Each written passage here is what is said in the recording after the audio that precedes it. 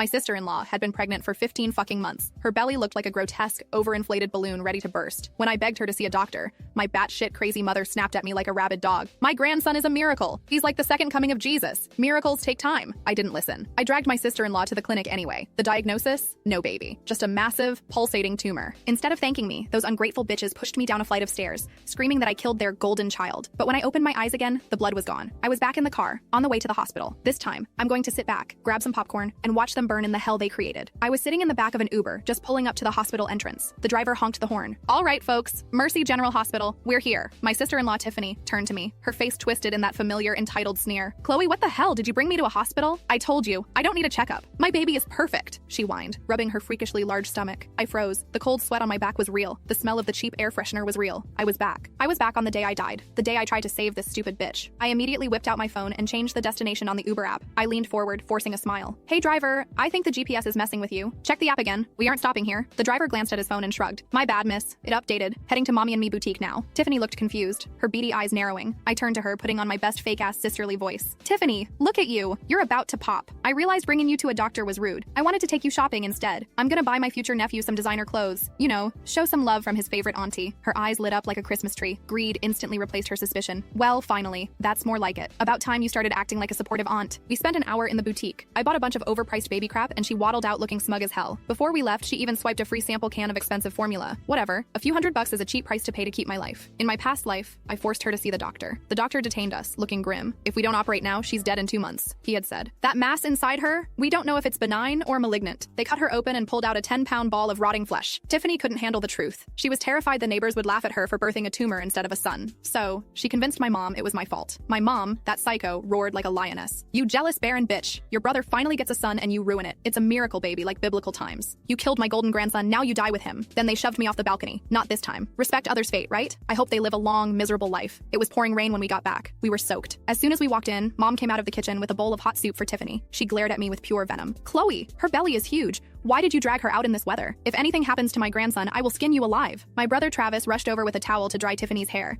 He was practically drooling over her stomach, adding fuel to the fire. Chloe, just because you can't lay an egg doesn't mean you should crack ours. Well, Travis was technically right. Tiffany was carrying an egg, a literal meat egg. I've been married 3 years, but I wanted to focus on my career. In my last life, my husband Ethan suffered the most. After Tiffany hacked me to death, Ethan took care of my family out of guilt. He even signed over our 3 rental properties to them. He didn't know the murderers were sleeping in his guest room. Eventually, they killed him too. To Mom and Travis, Tiffany's belly was the holy grail. Mom spent her mornings at church and her nights burning sage and praying to weird statues. Before dinner, she'd chant, "Lord, please protect the heir of our family." Then she'd look at Tiffany like a prize pig. See